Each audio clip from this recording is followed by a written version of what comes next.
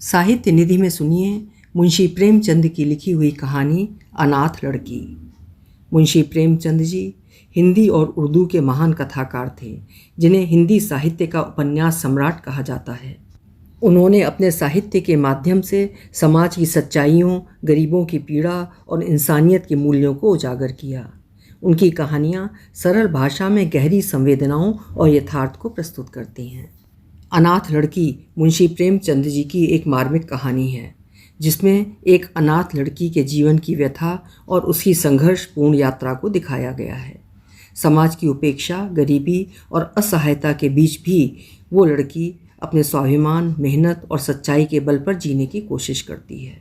ये कहानी न केवल एक लड़की की दयनीय स्थिति को उजागर करती है, बल्कि तत्कालीन समाज में व्याप्त असमानता और संवेदनहीनता पर भी गहरा प्रहार करती है। तो आरंभ करते हैं कहानी अनाथ लड़की। सेठ पुरुषोत्तम दास पूना की सरस्वती पाठशाला का मुआयना करने के बाद बाहर निकले तो एक लड़की ने दौड़कर उनका दामन पकड़ लिया। सेठ जी रुक गए और मोहब्बत से उसकी तरफ देखकर पूछा, क्या नाम है? लड़की ने जवाब दिया, रोहिणी। सेठ जी ने उसे गोद में उठा लिया और बोले, तुम्हें कुछ इनाम मिला? लड़की ने उनकी तरफ बच्चों जैसी गंभीरता से देखकर कहा, तुम चले जाते हो, मुझे रोना आता है, मुझे भी साथ लेते चलो। सेठ जी ने हंसकर कहा, मुझे बड़ी दूर जाना है, तुम कैसे चलोगी? रोहिणी ने प्यार से उनकी गर्दन में हाथ डाल दिए और बोली, जहाँ तुम जाओगे वहीं मैं भी चलूंगी, मैं तुम्हारी बेटी हूँगी। मदरसे के अफसर ने आगे बढ़कर कहा, इसका बाप साल भर हुआ नहीं रहा, माँ कपड़े सीती है, बड़ी मुश्किल से गुजर होती है। सेठ जी के स्वभाव में करुणा बहुत थी। ये सुनकर उनकी आंखें भर आईं। उस भोली प्रार्थना में वो दर्द था जो पत्थर से दिल को पिघला सकता है। बेकसी और यतीमी को इससे ज़्यादा दर्दनाक ढंग से जाहिर करना नामुमकिन था। उन्होंने सोचा, इस नन्हे से दिल में न जाने क्या अरमान होंगे, और लड़कियां अपने खिलौने दिखाकर कहती होंगी, ये मेरे बाप ने दिया है।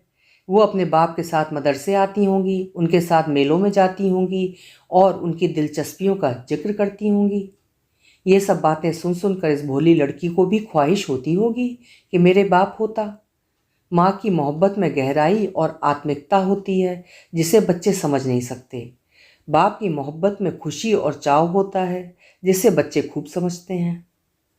सेठ जी ने रोहिणी को प्यार से गले लगा लिया और बोले, अच्छा, मैं तुम्हें अपनी बेटी बनाऊंगा, लेकिन खूब जी लगाकर पढ़ना। अब छुट्टी का वक्त आ गया है, मेरे साथ आओ, तुम्हें घर पहुंचा दूं।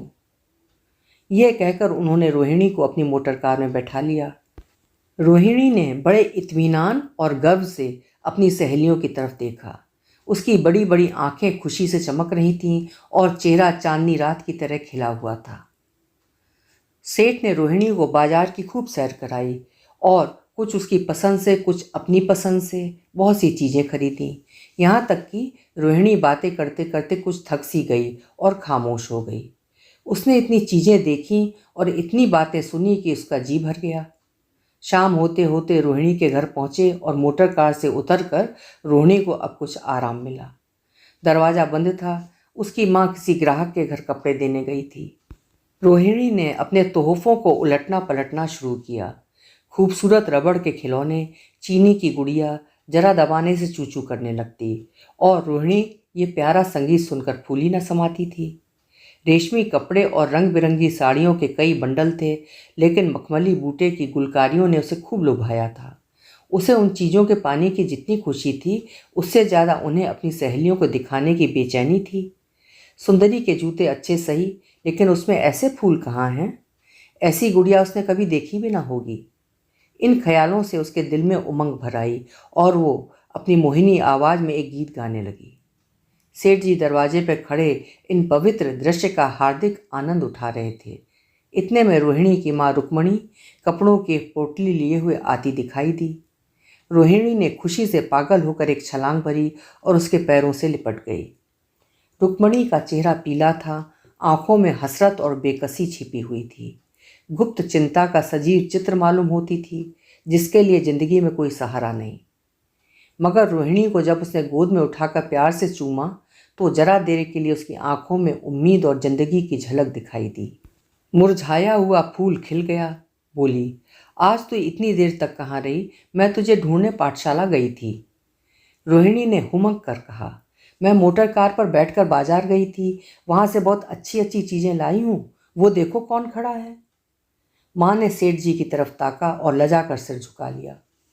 बरामदे में पहुंचते ही रोहिणी माँ की गोद से उतरकर सेठ जी के पास गई और अपनी माँ को यकीन दिलाने के लिए भोलेपन से बोली, क्यों, तुम मेरे बाप हो ना? सेठ जी ने उसे प्यार करके कहा, हाँ, तुम मेरी प्यारी बेटी हो। रोहिणी ने उनसे मुंह की तरफ याचना भरी आंखों से देखकर कहा, अब तुम रोज यहीं रहा करोगे? सेठ जी ने उसके बाल सुलझाकर जवाब दिया, मैं यहाँ रहूंगा तो काम कौन करेगा? मैं कभी कभी तुम्हें देखने आया करूंगा, लेकिन वहां से तुम्हारे लिए अच्छी अच्छी चीजें भेजूंगा।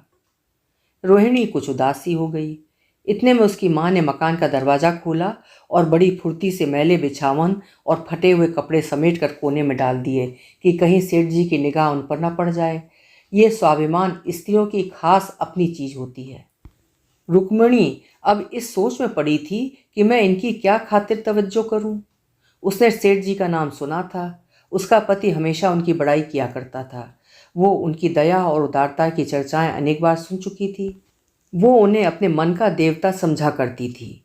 उसे क्या उम्मीद थी कि कभी उसका घर भी उनके कदमों से रोशन होगा। लेकिन आज जब वो शुभ दिन संयोग से आया तो वो इस काबिल भी नहीं कि उन्हें बैठने के लिए एक मोढ़ा दे सके। घर में पान और इलायची भी नहीं।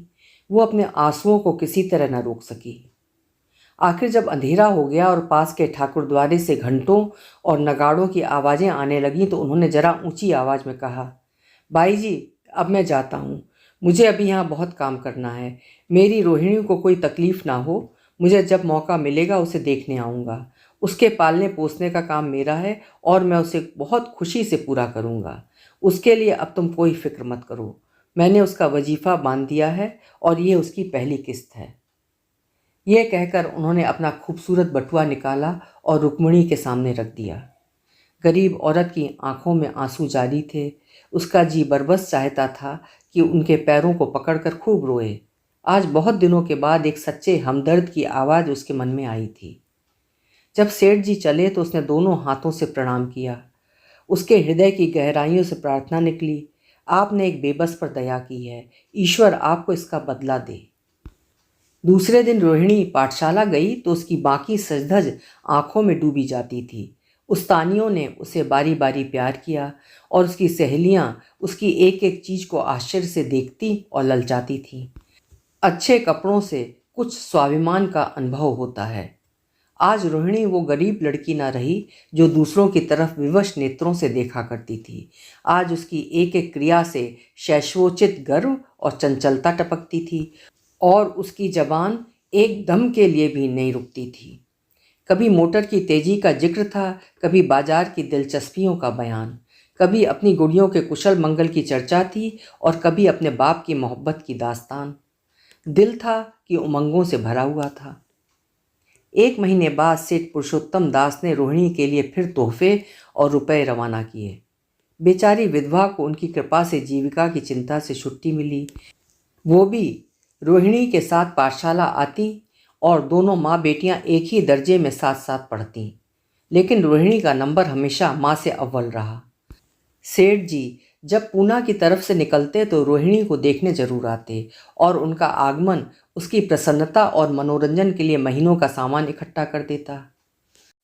इसी तरह कई साल गुजर गए और रोहिणी ने जवानी के सुहाने हरे भरे मैदान में पैर रखा, जबकि बचपन की भोली भाली अदाओं में खास मतलब और इरादों का दखल हो जाता है। रोहिणी अब आंतरिक और बाह्य सौंदर्य में अपनी पाठशाला की नाक थी। हाव भाव में आकर्षक गंभीरता, बातों में गीत का सा खिंचाव और गीत का सा आत्मिक रस था। कपड़ों में रंगीन सादगी, आंखों में लाज संकोच, विचारों में पवित्रता।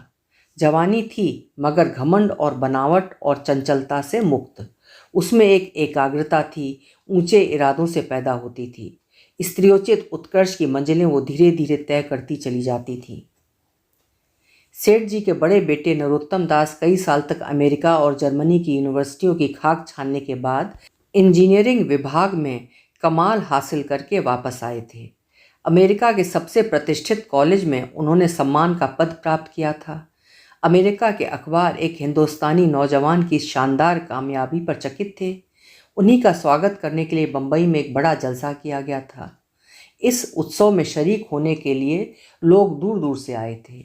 सरस्वती पाठशाला को भी निमंत्रण मिला और रोहिणी को सेठानी जी ने विशेष रूप से आमंत्रित किया। पाठशाला में हफ्तों तैयारियां हुईं। रोहिणी को एक दम के लिए भी चैन नहीं था। ये पहला मौका था कि उसने अपने लिए बहुत अच्छे अच्छे कपड़े बनवाए। रंगों के चुनाव में वो मिठास थी, काट छांट में वो फबन जिससे उसकी सुंदरता चमक उठी। सेठानी कौशल्या देवी उसे लेने के लिए रेलवे स्टेशन पर मौजूद थीं। रोहिणी गाड़ी से उतरते ही उनके पैरों की तरफ झुकी, लेकिन उन्होंने उसे छाती से लगा लिया और इस तरह प्यार किया कि जैसे वो उनकी बेटी है। वो उसे बार बार देखती थी और आंखों से गर्व और प्रेम टपक पड़ता था। इस जलसे के लिए ठीक समंदर के किनारे एक हरे भरे सुहाने मैदान में एक लंबा चौड़ा शामियाना लगाया गया था। एक तरफ आदमियों का समुद्र उमड़ा हुआ था, दूसरी तरफ समुद्र की लहरें उमड़ रही थीं, गोया वो भी इस खुशी में शरीक थीं। जब उपस्थित लोगों ने रोहिणी बाई के आने की खबर सुनी तो हजारों आदमी उसे देखने के लिए खड़े हो गए। यही तो वो लड़की है जिसने अब की शास्त्री की परीक्षा पास की है। जरा उसके दर्शन करने चाहिए। अब भी इस देश की स्त्रियों में ऐसे रतन मौजूद हैं। भोले भाले देश प्रेमियों में इस तरह की बातें होने लगीं। शहर की कई प्रतिष्ठित महिलाओं ने आकर रोहिणी को गले लगाया और आपस में उसके सौंदर्य और उसके कपड़ों की चर्चा होने लगी। आखिर मिस्टर पुरुषोत्तम दास तशरीफ लाए। हालांकि वो बड़ा शिष्ट और गंभीर उत्सव था, लेकिन उस वक्त दर्शन की उत्कंठा पागलपन की हद तक जा पहुंची थी। एक भगदड़ सी मच गई। कुर्सियों की कतारें गड़बड़ हो गईं। कोई कुर्सी पर खड़ा हुआ, कोई उसके हत्थों पर। कुछ मनचले लोगों ने शामियाने की रस्सियां पकड़ी और उन पर जा लटके। कई मिनट तक यही तूफान मचा रहा। कहीं कुर्सियां टूटी, कहीं कुर्सियां उल्टी, कोई किसी के ऊपर गिरा, कोई नीचे। ज्यादा तेज लोगों में धौल धप्पा होने लगा। अब बीन की सुहानी आवाजें आने लगीं। रोहिणी ने अपनी मंडली के साथ देश प्रेम में डूबा हुआ गीत शुरू किया। सारे उपस्थित लोग बिल्कुल शांत थे और उस समय वो सुरीला राग, उसकी कोमलता और स्वच्छता, उसकी प्रभावशाली मधुरता, उसकी उत्साह भरी वाणी, दिलों पर वो नशा सा पैदा कर रही थी जिससे प्रेम की लहरें उठती हैं, जो दिल से बुराइयों को मिटाता है और उससे जिंदगी की हमेशा याद रहने वाली यादगारें पैदा हो जाती हैं। गीत बंद होने पर तारीफ की एक आवाज़ न आई। वही ताने कानों में अब तक गूंज रही थीं। गाने के बाद विभिन्न संस्थाओं की तरफ से अभिनंदन पेश हुए और तब नरोत्तम दास लोगों को धन्यवाद देने के लिए खड़े हुए। लेकिन उनके भाषण से लोगों को थोड़ी निराशा हुई। क्यों दोस्तों की मंडली में उनकी वक्तृता के आवेग और प्रवाह की कोई सीमा न थी, लेकिन सार्वजनिक सभा के सामने खड़े होते ही शब्द और विचार दोनों ही उनसे बेवफाई कर जाते थे। उन्होंने बड़ी बड़ी मुश्किल से धन्यवाद के कुछ शब्द कहे और तब अपनी योग्यता की लज्जित स्वीकृति के साथ अपनी जगह पर आ बैठे। कितने ही लोग उनकी योग्यता पर ज्ञानियों की तरह सिर हिलाने लगे। अब जलसा खत्म होने का वक्त आ गया। वो रेशमी हार जो सरस्वती पाठशाला की ओर से भेजा गया था, मेज पर रखा हुआ था। उसे हीरो के गले में कौन डाले? प्रेसिडेंट ने महिलाओं की पंक्ति की ओर नजर दौड़ाई। चुनने वाली आंख रोहिणी पर पड़ी और ठहर गईं। उसकी छाती धड़कने लगी, लेकिन उत्सव के सभापति के आदेश का पालन करना आवश्यक था। वो सर झुकाए हुए मेज के पास आई और कांपते हाथों से हार को उठा लिया। एक क्षण के लिए दोनों की आंखें मिलीं और रोहिणी ने नरोत्तम दास के गले में हार डाल दिया। दूसरे दिन सरस्वती पाठशाला के मेहमान विदा हुए, लेकिन कौशल्या देवी ने रोहिणी को न जाने दिया। बोली, अभी तुम्हें देखने से जी नहीं भरा। तुम्हें यहाँ एक हफ्ता रहना होगा। आखिर मैं भी तो तुम्हारी माँ हूँ। एक माँ से इतना प्यार और दूसरी माँ से इतना अलगाव। रोहिणी कुछ जवाब न दे सकी। ये सारा हफ्ता कौशल्या देवी ने उसकी विदाई की तैयारियों में खर्च किया। 7वें दिन उसे विदा करने के लिए स्टेशन तक आईं। चलते वक्त उससे गले मिली और बहुत कोशिश करने पर भी आंसुओं को न रोक सकी। नरोत्तम दास भी आए थे। उनका चेहरा उदास था। कौशल्या ने उनकी तरफ सहानुभूतिपूर्ण आंखों से देखकर कहा, मुझे ये तो ख्याल ही न रहा। रोहिणी क्या यहाँ से पूना तक अकेली जाएगी? क्या हर्ज है, तुम ही चले जाओ, शाम की गाड़ी से लौट आना। नरोत्तम दास के चेहरे पर खुशी की लहर दौड़ गई, जो इन शब्दों में न छिप सकी। अच्छा, मैं ही चला जाऊंगा। वो इस फिक्र में थे कि देखें विदाई की बातचीत का मौका भी मिलता है या नहीं। अब वो खूब जी भर कर अपना दर्द दिल सुनाएंगे और मुमकिन हुआ तो उस लाज संकोच को जो उदासीनता के पर्दे में छिपी हुई है मिटा देंगे। रुक्मिणी को अब रोहिणी की शादी की फिक्र पैदा हुई। पड़ोस की औरतों में इसकी चर्चा होने लगी थी। लड़की इतनी सयानी हो गई है, अब क्या बुढ़ापे में ब्याह होगा?